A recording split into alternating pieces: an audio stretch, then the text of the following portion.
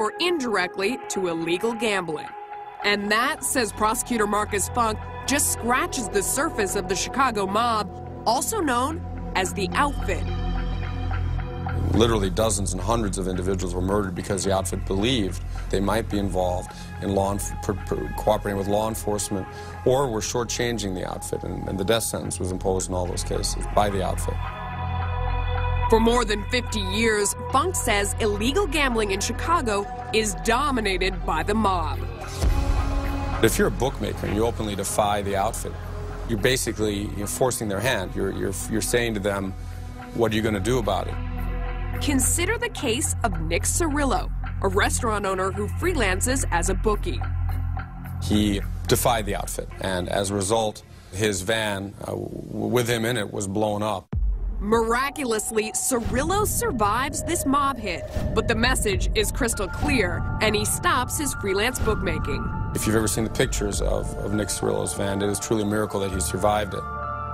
Illegal gambling is the mob's #1 moneymaker, the grease that keeps the wheels turning. All of these crimes that are used to intimidate people, to bring them into line, to punish them for not following the outfit's unwritten rules, all of those activities occur as a result of attempts to try to keep the money flowing, and the money came from gambling. Scott Damiani grew up in a suburb of Chicago where several of his neighbors have mob ties. I don't know about saying any names, but if anybody out there watched the movie Casino, then I knew almost all those people that were in those movies. He don't know nobody else. Scott is not in the mob, but some of his bookies are.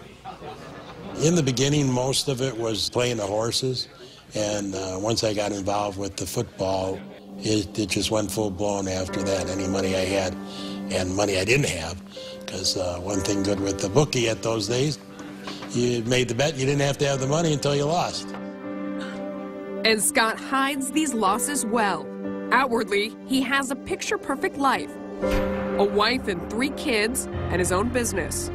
At some point, I just started making more money than I had ever dreamed of.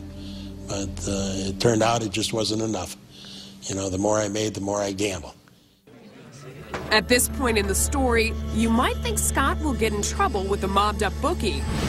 He won't be able to pay, so his bones will be broken, or the mob will take over his business. Get back!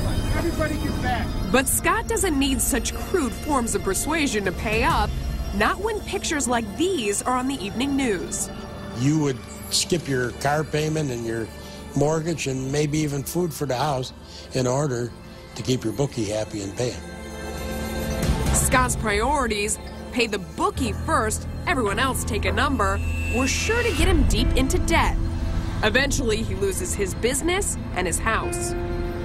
I was manipulative enough to convince my wife to sell her house. And then, of course, she was totally devastated. We moved into an apartment, which I told her, well, don't worry, we're not going to be here that long, because I was convinced that I'd win that house back. And we stayed there for 7 years. The low point comes in 1994 at the end of the football season. Every year, Scott runs a high-stakes Super Bowl party with a $50,000 pot. He takes about 10% of the action for himself. Scott collects the money at the beginning of the season, and he's supposed to keep it in trust. But with his gambling debts piling up, temptation calls. Slowly but surely, I would go into it, and sometimes I'd win some money to put it back, so I'd be back to even. But like I said, slowly but surely, it got to the point where basically I lost it all. On Monday morning, after Super Bowl 28, Scott owes the winners $50,000, but he's flat broke. What was I going to do? I couldn't get any more credit cards. I didn't have a house to get a loan on. A lot of the people I used to borrow money from were wise to me. And where was I going to go and borrow $50,000? Scott decides to hit the road. I left town. I was going someplace where hopefully nobody could find me. And the second day I was out on the road, my addiction kind of tapped me on the shoulder and told me not only I ruined my own life, but, you know, I ruined my family and all the people that loved me. So I made a choice, and I just decided, you know what, they'd all be better off without me. So, next bridge, turn the steering wheel. It's humorous to me today, but when I hit the guardrail, I hit it where there's one of those support beams. So I didn't go over. And I was thinking, you're so unlucky you can't even kill yourself. Perhaps surprisingly, Scott has not hit rock bottom. That comes next. I called my mom, who was a widower. I didn't know it at the time. She had early stage Alzheimer's. And I told my mom, go get some money off your house, because I knew the house was paid for. So I can pay all these guys off. Or you'll never see me again. And that was probably the low point in my life. My name's Scott. I'm a recovering gambler. And thanks for coming today. And Scott seeks treatment for gambling addiction.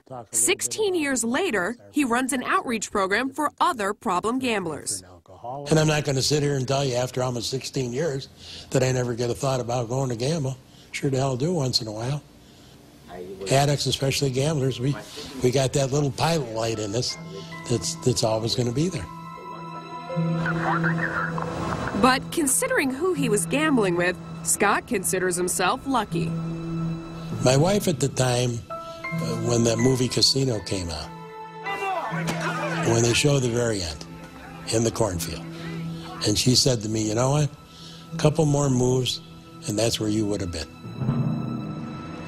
As for the Chicago mob, the family secrets trial puts top leadership, including the infamous Joey the Clown Lombardo, behind bars. Funk says the mob is adapting to the new environment of illegal gambling, which is increasingly high-tech and offshore. The Chicago outfit's specialty is adapting to changed circumstances. They've always done it. When the FBI began investigating and the DEA investigating narcotics offenses, they got out of narcotics offenses. And so right now, the mob has sustained a major hit. And so they are essentially taking a more low-key role. But I certainly wouldn't count them out, not in any way. Up next on CNBC Investigates, see how an internet entrepreneur starts a $200 million offshore gambling website and ends up in federal prison. I've never been in trouble with the law. I run a legal business in a foreign country. And now, here I am sitting in prison.